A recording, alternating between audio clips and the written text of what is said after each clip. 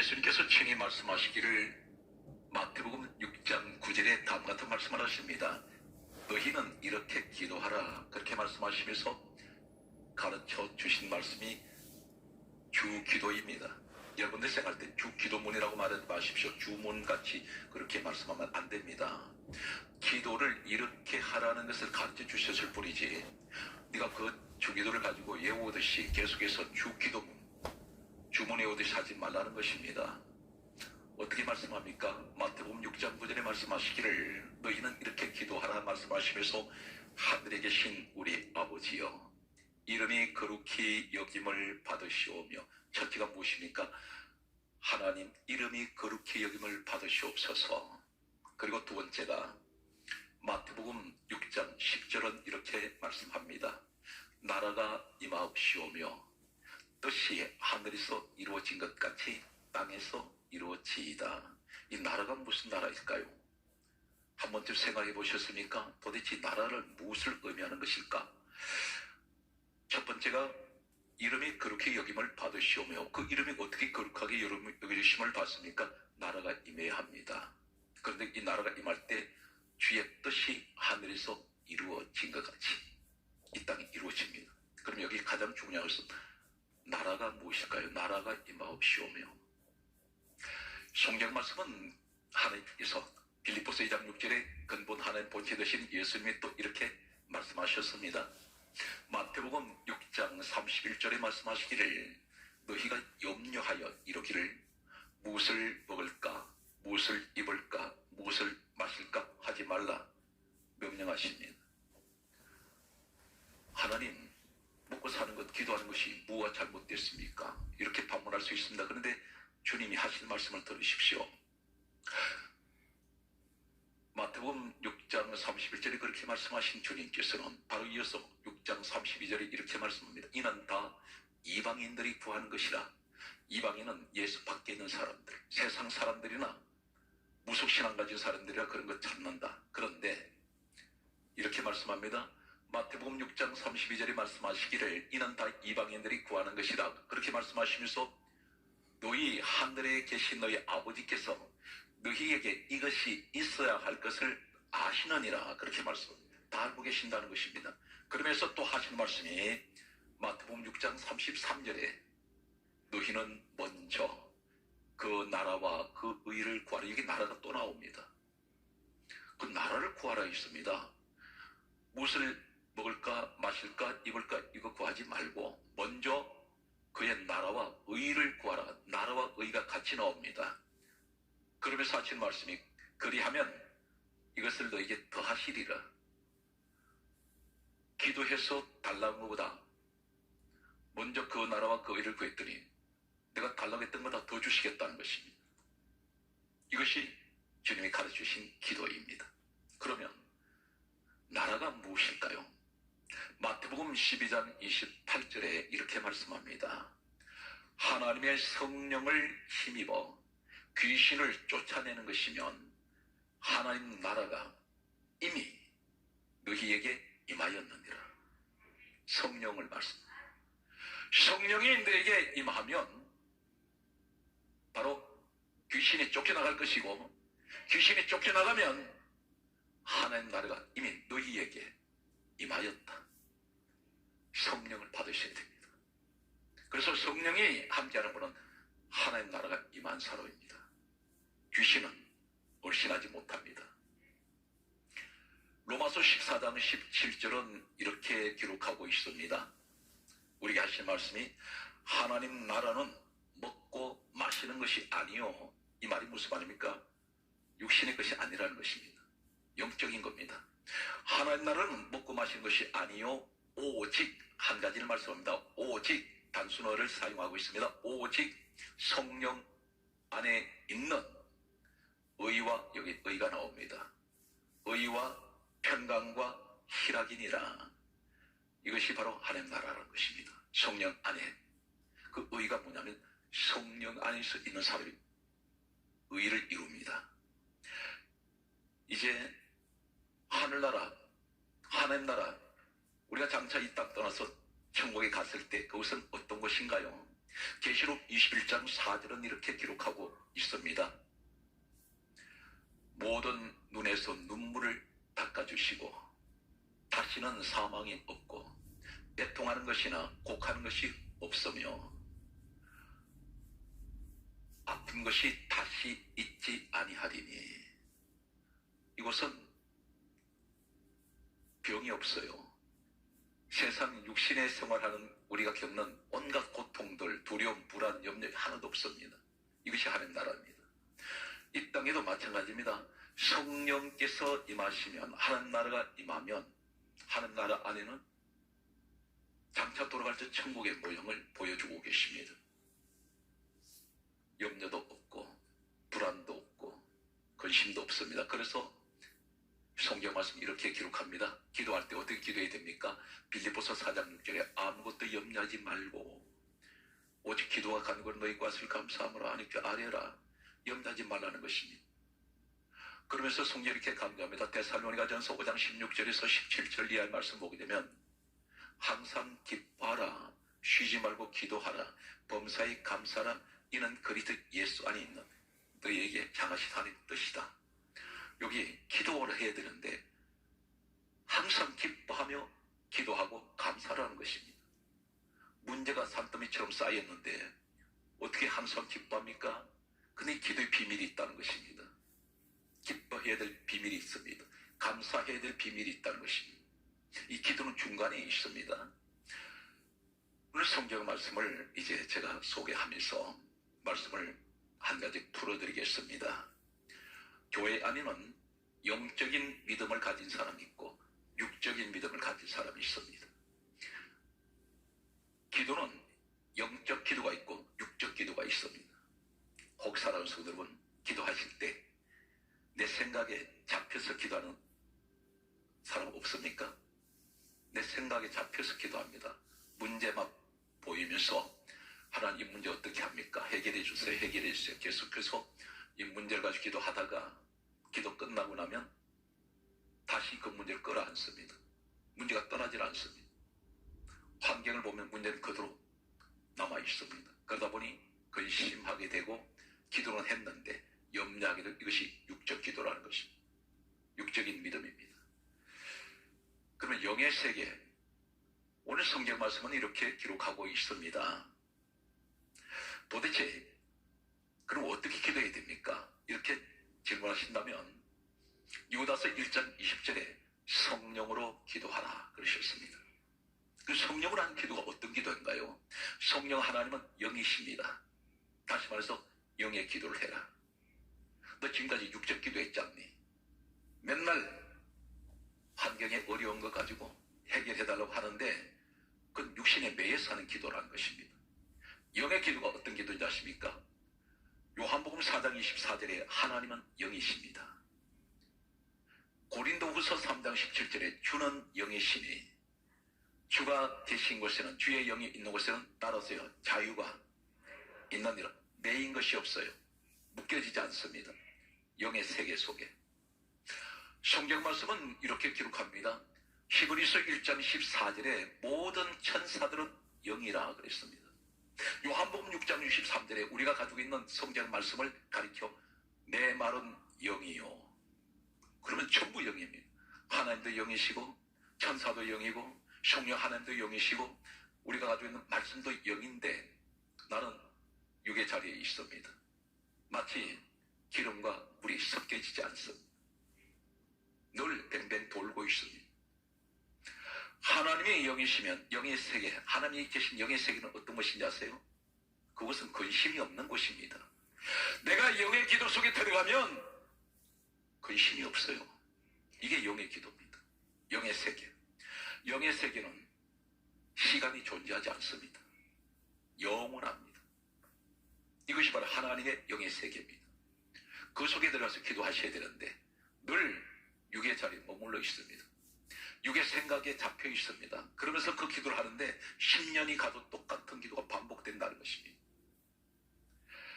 영의 세계는 예수님 뭐라고 하셨습니까? 믿는 자에게는 능치 못할 일이 없다. 안 되는 일이 없다는 겁니다. 영의 세계는 영생의 세계입니다. 영의 세계는 병이 없어요.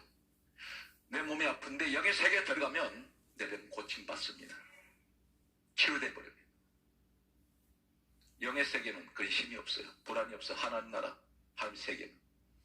영의 세계, 하나님 지배하시는 영의 세계 속에 들어가면 내가 한 나라에 들어가 있다는 것입니다. 그래서 계시록 21장 4절에 그것은 사망이 없고 애통하는 것이 없고 곡하는 것이 없으며 아픈 것이 다시 있지 않습니다. 이 믿음을 가지고 영의 세계 속에서 기도하면 근심이 사라집니다. 성경 말씀이 뭐라고 말씀하는지 아십니까? 로마서 8장 5절에 다음과 같은 말씀을 하고 있습니다. 육신의 일을 따르는 자는 육신의 일을 생각하고 영의 일을 따르는 자는 영의 일을 생각하나니 나눠져 있습니다. 늘 믿음 안에 사는데 육신에 매여 있어. 이걸 벗어나지 못합니다. 벗어나서 어디로 가야 됩니까? 육의 자리에서 영의 자리를 가야 되는데 이 말이 무슨 말입니까? 내 육의 자리에서 하나님의 영의 세계로 내가 들어가야 되는데 믿음으로. 그러면 그것이 내가 축복을 가져올 수 있어요. 갈라디아 3장 9절에 뭐라 말씀합니까? 믿음으로 말미암은 자는 믿음이 있는 아브라함과 함께 복을 받았느라. 지금부터 아브라함은 수천 년 전 사람입니다. 그런데 어떻게 아브라함 받은 복을 내가 받을 수 있습니까? 이게 영의 세계라는 것입니다. 사람 손으로 간단히 예를 들겠습니다. 여러분 가지고 있는 스마트폰, 내가 번호 몇 개만 누르면 아프리카에 몇 초 안에 연결됩니다. 이 전화선이 있습니까? 아닙니다. 전파로 갑니다. 눈에 보이지 않습니다. 그런데 대화로 다 이루어집니다. 거래가 이루어집니다. 한국에서 아프리카로 연결돼서 계약이 체결될 수 있습니다. 목적을 이룰 수가 있습니다. 하나님 못하실까요? 인간도 만드는데 전능하신 분이. 여기서 믿음을 갖고 있으면 거리 상관없이 해결됩니다. 오늘 성경 말씀을 소개합니다. 로마서 8장 6절에 보면 육신의 생각은 사망이요 영의 생각은 생명과 평안이더라. 사랑하는 성도들은 기도하면서 왜 육의 생각을 하고 있습니까? 왜 내 생각을 집어넣냐고요. 영의 생각을 넣어야죠. 영의 생각이 어떤 것입니까? 할 수 있다는 것입니다. 하나님 나 도와주신다는 것입니다. 하나님 해결해 주신다는 것입니다. 이것이 믿음이에요. 믿음이라는 것은 영적인 일입니다. 내 생각을 집어넣지 마세요. 하나님 세계 속에서 내 생각 가지고 절대 기도하면 응답 안 됩니다. 영의 생각을 가지셔야 돼요. 영의 생각은 생명과 평안이다. 육의 생각은 사망이에요. 성경 분명히 그렇게 로마서 8장 6절에 말씀하십니다. 성령의 사람은 영의 생각이 잡혀 있습니다. 로마서 8장 7절은 이렇게 말씀합니다. 육신의 생각은 하나님과 원수가 된다 했습니다. 여러분 기도할 때 절대 육신의 생각하지 마십시오. 그분은 불가능이 없습니다. 성경 말씀은 계속해서 이렇게 말씀합니다. 로마서 8장 8절에 육신에 있는 자는 하나님을 기쁘시게 할 수 없습니다. 사랑하는 성도들은 믿음의 사람이 무엇인지 아십니까? 하나님 영의 사람이 되셔야 된다는 것입니다. 근데 육신에 머물러 있으니 하나님을 기쁘시게 해드릴 수가 없습니다. 성경 말씀은 이렇게 기록하고 있습니다. 로마서 8장 9절에 말씀하시기를 너희 속에 하나님의 영이 거하시면 육신에 있지 아니하고 영에 있나니 그리스도의 영이 없으면 너는 그리스도의 사람이 아니라. 내가 영적인 생각을 하지 않고 영의 사람이 아니면 너는 육에 머물러 있는 사람은 그리스도의 사람이 아니라는 것입니다. 성령님 하는데 과연 어느 정도 실감하십니까? 저는 종체 제 간증을 잘 하지 않습니다. 그러나 어느 목회자보다 간증이 많습니다. 오늘은 제가 불가피 성령이 임하시면 어떤 현상이 일어날까요? 영의 세계에 머물러 있으면 어떤 일이 일어날까요? 저는 강한 불을 받았습니다. 과거에 성령의 뜨거운 은혜를 계속 체험하였던 목사입니다. 가장 뜨거웠을 때 두꺼운 옷을 입었던 한 사람이 있었습니다. 그 사람 등에다가 제가 손을 얹고 안수기도를 해줬는데 이 사람이 집에 가서 옷을 벗었는데 두꺼운 옷을 입은 상태에서 손을 얹고 안수해줬는데 집에 갔더니 제 손바닥에 불에 댄 자국이 등에 그대로 나타났습니다. 이 사람이 집회에 와서 보여주었습니다. 그만큼 강하게 불이 역사했습니다. 저희 교회에 한 부부가 등록을 해서 교회를 나왔습니다. 그런데 이 사람들은 어떤 사람이냐면 강원도에서 장례삼을 재배하는 사람들이었습니다. 그런데 이 장례삼을 재배하는 이곳이 강원도 첩첩산중 안에 있는 땅이었는데 그 지역이 장례삼 재배하는데 가장 적합한 흙이 있었습니다. 그런데 그곳이 어떤 곳이었냐면 저는 나중에 알았습니다. 6.25 전쟁 때에 북한군들이 후퇴를 하면서 무수한 사람들을 그곳에다 사형 집행을 시킨 사형장이었습니다. 유골들이 그 주변에 전부 매달되어 있습니다. 그런데 이곳에 밤마다 군대 귀신이 나타납니다. 이 사람들이 그곳에 생활할 수 없는데 불가피하게 장례삼 농사를 지어야 되는데 이 사람이 태마사 귀신 쫓아내는 사람들 불러다가 귀신도 쫓아내고 왔고 유명한 무당들 불러다가 굿도 하고 목회자들도 불러서 그곳에 벨방울 다 썼는데 귀신이 떠나지 않습니다. 한두 마리가 아니었습니다. 그런데 이 사람들이 의도를 가지고 우리 교회에 와서 저희 집사람한테 계속해서 그 부인 권사는 계속해서 조르다시피 했습니다. 목사님과 사모님 하루만 강원도 장례식에 별장임선이 와서 하룻밤만 주무시고 가면 좋겠다고 계속해서 간청을 하기는 다른 이야기를 하지 않았습니다. 그 간청을 못 이겨서 저희 집사람과 제가 강원도로 갔습니다. 갔는데 산 꼴짝이로 들어가는데 걸어가는데 숲은 우거져 있는데 어딘지를 몰랐습니다. 이 사람들이 음식을 몇 가지를 준비를 해서 그 계곡에서 깊은 산속에서 음식을 해서 먹었습니다. 그런데 거기에 3평에서 5평 정도 되는 조립식을 만든 산지기가 있는 그런 작은 방 하나 정도 있는 그런 조립식 건물이 하나 있었습니다. 이 사람들이 거기는 발전기를 돌려서 전기를 썼는데 이 사람들이 의도적으로 발전기를 다 꺼버리고 귀신들이 덕식을거리는 그곳에다가 이 사람들이 우리 두 사람을 남겨두고 해가 질라 그러니까 이 사람들 하는 말이 여기서 주무십시오. 내일 저희들이 올라오겠습니다. 그랬습니다. 저희들은 영문을 몰랐습니다.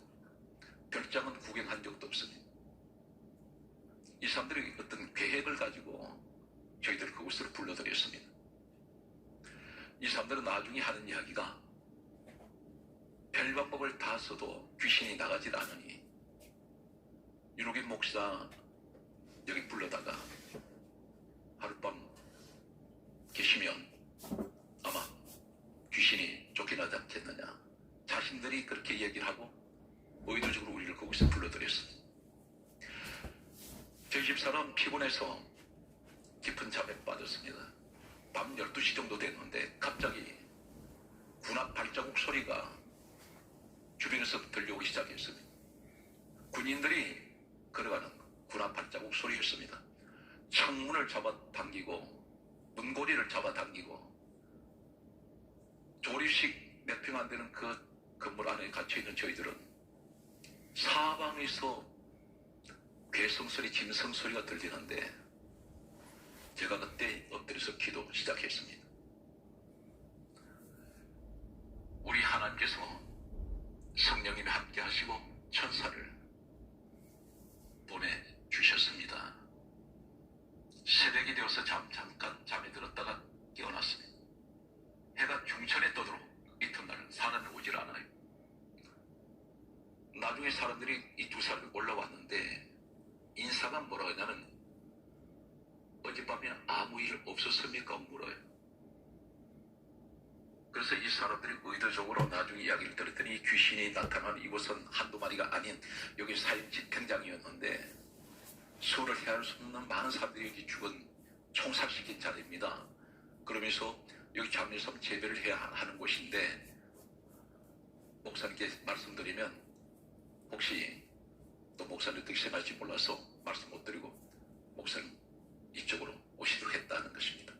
그런데 놀라운 사실은 그때부터 귀신이 나타나지 않는다는 것입니다. 장례섬 재배를 그 수만 평 정도 재배를 하고 있습니다. 성령이 함께하면 마태복음 12장 28절에 귀신이 쫓겨나갑니다. 치료되는 사건을 한 가지 소개하겠습니다. 고린도전서 12장 7절에 성령이 나타남으로 주시는 은사가 9가지가 있는데, 성경이 공식적으로 지혜의 말씀, 지식의 말씀, 믿음, 병 고치는 은사가 있습니다. 그런데 하나님 저에게 많은 은사를 주셔서 수많은, 지금 처음에는 세다가 포기해버렸습니다. 너무 많은 사람들이 그동안 치료가 되는데, 저희 교회에 한 집사님이 아이를 가졌는데 만삭이 되었는데 출산을 얼마 앞두었는데 뱃속에 아이가 택주를 목에 감았어요. 그리고 아이가 거꾸로 누워버렸습니다. 병원에서는 이 다 자르다시피 한 아이를 이것을 수술하지 않으면 산모도 위험하고 아이도 위험하다 했습니다. 안수기도를 해주었습니다. 기도를 받고 나는데 하룻밤 사이에 산모도 모르는 사이에 아이가 정상으로 돌아앉고 택줄이 목에서 풀어졌습니다. 이것이 가능할까요? 하나님은 하실 수 있습니다. 주의 종을 도구로 사용하셔서 우리 주님이 하셨습니다. 한 가지를 더 말씀드리면, 거리를 초월하는 사건 하나가 가장 제가 기억에 남는 한 가지 사건은, 저희 교회에서 권사님이 딸이 미국에 병원에 갔는데 한쪽 이 유방에 암 종양이 3개가 생겼습니다. 피고름이 질질 흐릅니다. 그런데 친정 어머니한테 전화를 했는데, 이 어머니가 우리 교회 권사님이셨습니다. 지금은 미국 이민 가셨는데, 이분이 제가 간단해서 이 시간 가족들 가운데 거리가 어느 곳에 계시든지 어떤 곳에 지금 계시든지 몸이 아픈 성도는 대신해서 믿음으로 손을 얹으십시오 했는데, 친정 어머님이 미국에 있는 딸 대신해서 가슴에 손을 얹었습니다. 그런데 암 기도를 할 때 유방암이 치료될 뛰어다는데 권사님 대신 아멘 했는데, 그리고 집으로 돌아갔습니다. 근데 미국에서 전화가 왔어요. 병원에 왔는데 암이 없어졌다는 것입니다. 바로 그 시간이 뭐냐면 기도받는 시간이었습니다. 이 내용은 권사님이 간증하셔서 방송에 간증 프로로 나간 적이 있습니다. 한국에서 미국까지 가려면 13시간에서 15시간 비행기로 날아가야 합니다. 그런데 여기서 기도하는 순간에 치료가 됩니다. 과연 그럴까요? 성경 말씀 보게 되면 마태복음 8장 8절에 백부장이라는 사람이 있습니다. 자신의 하인이 집에서 중풍병이 걸려 누워 있습니다. 이 백부장이 예수님 앞에 길에서 주님을 영접을 하면서 하는 말이, 다만 말씀으로만 하옵소서, 그리하면 제 집엔 하인이 낫겠나이다. 예수님은 이 하인 만나보신 적 없습니다. 우리가 현대의학으로 얘기한다면 언제부터 중풍병 증세가 있었느냐, 무슨 약을 썼느냐, 지금 상태가 어떠냐 물어보실 수 있습니다. 나이는 몇 살이냐. 믿음 안에는 이런 것이 하나도 의미가 없습니다. 예수님께서 뭐라고 말씀하십니까? 마태복음 8장 13절에 말씀하시기를, 가라 너 믿음대로 될지어다 했더니 성경에 감사합니다. 즉시 바로 그 자리에 거리를 초월합니다. 영의 세계는 거리를 초월해요. 바로 이 현장에서 믿어버리면 그 거리가 어느 거리든지 응답돼 버립니다. 이것이 영의 세계란 말입니다. 제가 말씀드렸습니다. 스마트폰, 아프리카는 지금 몇 초 만에 내가 원하는 사람하고 통화할 수 있습니다. 하나님께서 이 자리에서 믿습니다 할 때 이미 응답은 그곳에 가 있다.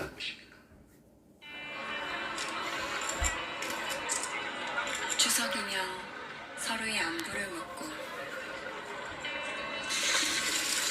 태풍이 오면 소중한 사람을 걱정하고